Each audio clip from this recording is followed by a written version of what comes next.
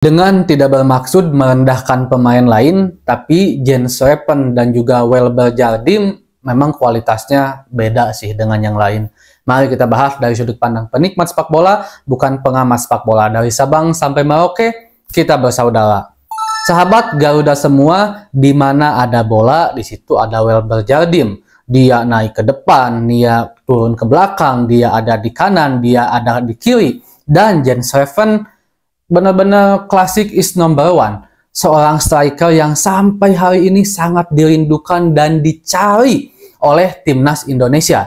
Bahkan juga sahabat Garuda harus tahu, Jens Weppen itu bisa dinaturalisasi menjadi warga negara Indonesia karena atas dasar rekomendasi Coach Sinteyong. Jadi untuk sahabat Garuda semua yang bertanya, bisalah Jens Weppen ke senior?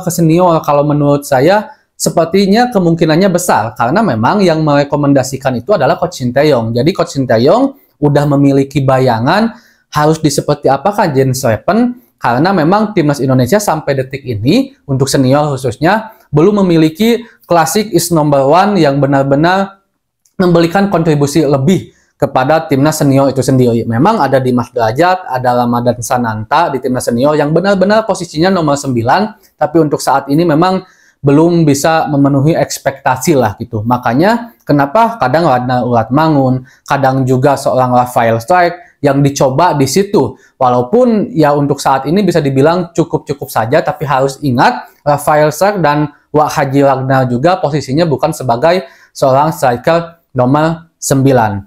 Nah, untuk sahabat Garuda semua, sebelum saya masuk ke pembahasan Jens Weppen dan juga Welber Jardim, kita juga ada sedikit info tentang Elkan Bagot yang sekarang debut dengan Ipswich uji coba dengan salah satu tim Bundesliga 2 ya kalau saya nggak salah. Ipswich kalah dan Elkan main di babak kedua. Ivar Jenner juga yang sekarang promosi berlatih dan juga melakukan uji coba bersama FC Utrecht senior dan menciptakan 1 gol dari tendangan jarak jauh yang itu cukup luar biasa dan bagus banget juga gitu kan. Nah, dan juga Rafael Strijk juga kabarnya sekarang dipromosikan ke ADO Den Haag, tapi belum resmi promosi ya, tapi diajak untuk berlatih bersama uji coba. Biasalah kalau pramusim tim-tim senior itu pasti mengorbitkan pemain-pemain mudanya agar mereka mendapatkan pengalaman dan juga kalau seandainya layak masuk skuad tim utama ya mereka akan diambil. Nah, juga ada dari Mauresmo. Ini mungkin Mauresmo ini masih terdengar agak sedikit asing ya di sahabat Garuda semua, walaupun saya yakin juga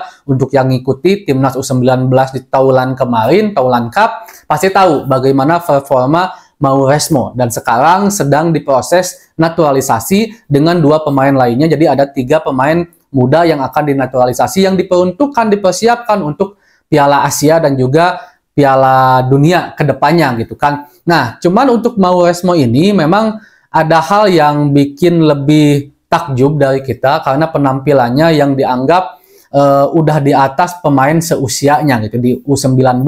Bagaimana skillnya, bagaimana kekuatan fisiknya, bagaimana dia pandai ngacak-ngacak lini pertahanan lawan. Bahkan tidak sedikit juga sahabat Garuda ini yang sangat menginginkan kalau Mauresmo ini dipanggil oleh Coach Sinteyong ke timnas senior karena akan dianggap sangat berguna bagi timnas senior walaupun ya masih muda gitu kan. Nah, itu mungkin sedikit tentang masalah beberapa hal yang bersangkut paut dengan para pemain timnas. Dan untuk kabar Martin Freese belum ada info lagi akan seperti apa ke depannya. Begitu juga untuk Tom Hay yang sampai detik ini pun belum ada titik temu akan hengkang kemana, begitu pun juga Radna Ulatmangun.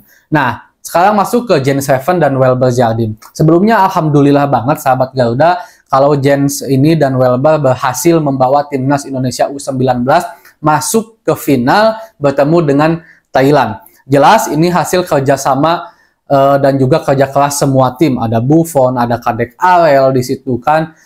Ada juga Iqbal dan juga pemain-pemain lain, Arkan Kakak juga gitu kan. Tapi pembahasan ini saya ingin merujuk kedua pemain Jens Weppen dan Welber. Dan juga kita harus akui, kita harus ingatkan juga ya sahabat Garuda ketika kita membicarakan dan menyanjung salah satu pemain bukan berarti kita melemahkan dan menjelekkan secara otomatis pemain lain, bukan gitu kan, bukan seperti itu cara berpikirnya. Jens dan Welber ini, Jens baru bergabung, kalau Welber memang udah dari jauh-jauh hari sempat bermain dengan timnas Indonesia, sempat cedera juga. Ya kalau lulusan Brazil, lulusan Eropa emang nggak pernah gagal ya. Welber sangat terlihat begitu dominan di lini tengah, dia pandai dalam mengatur ritme permainan, dia tahu kapan harus berduel, dia tahu kapan harus cuman gocek satu orang lalu passing, dia tahu juga kapan harus cepat passing, dia tahu kapan bola itu harus dikasih ke depan, long ball ataupun terobosan, dia tahu kapan harus kasih ke kiri, ke kanan, atau ke belakang juga. Jadi luar biasa vital permainannya di lini tengah. Bahkan terlihat beberapa kali Welber ini melakukan kombinasi serangan 1-2-3 sentuhan bersama Jens Schreven, dan Jens Schreven ini lagi-lagi pujian kita tidak pernah habis ya kepada Jens Schreven, karena memang is classic, is number one banget gitu kan. Di lini serang dia bisa dibilang sempurna, dia pandai buka ruang, dia memiliki postur yang bagus. Ketika dia menyerang dia juga tidak lupa bertahan gitu kan. Dia juga paling inti dari classic is number one adalah pandai untuk bisa mengolah bola ketika bola itu sampai ke dirinya. Dia mampu tahan bola, tidak mudah untuk diambil oleh lawan, sehingga para pemain-pemain second line ini nanti membuka ruang, dan si pemain nomor 9 ini memberikan passing kepada second line yang membuka ruang, dan nantinya bisa menciptakan sebuah peluang. Itu ada di Jens Schreven yang bahkan untuk saat ini kita belum temui di timnas U19, di timnas senior. Walaupun Rafael Struijk masih lebih mending dibandingkan pemain-pemain yang lain, Ramadhan Sananta, Dimas Derajat, ketika dia melakukan menguasai bola agar second line bisa maju ke depan untuk membuka ruang. Karena penting banget ketika bola nanti dialirkan, entah itu pemain bertahan atau juga pemain tengah ke lini depan, ke striker itu harus bisa jago untuk tahan bola dulu.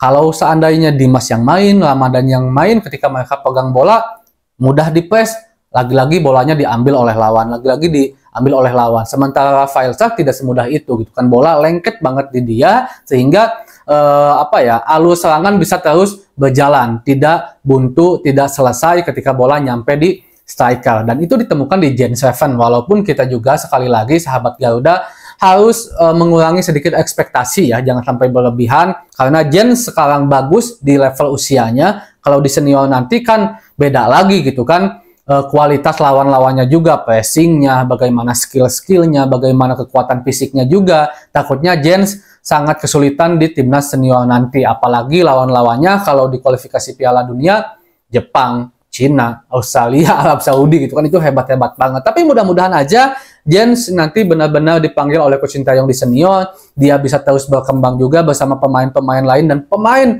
keseluruhan timnas Indonesia, entah itu keturunan ataupun juga bukan, semua bisa mengharumkan sepak bola Indonesia dari posisi yang memang mereka bisa, entah itu mungkin timnas yang nanti dipersiapkan Piala AFF atau juga Piala Dunia atau juga kategori umur. Segitu dulu mungkin sahabat Garuda semua tentang pembahasan Jens Schreven, Welber Jardim, dan juga timnas Indonesia. Assalamualaikum.